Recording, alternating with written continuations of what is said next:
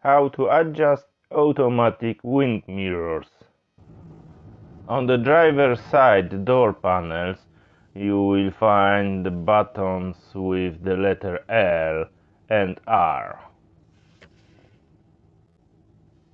and a circle path with 4 directions: up, down, left hand side and right hand side. If you want to adjust the right hand side mirror, just press R.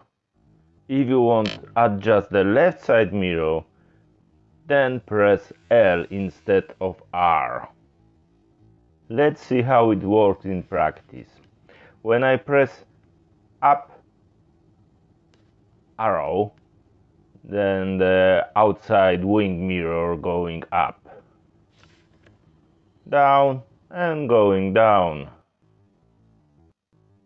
And exactly the same with the left side wing mirror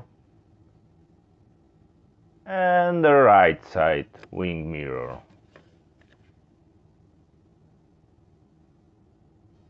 Thank you for watching, guys. Please like, subscribe and comment. See you next time. Cheers, bye.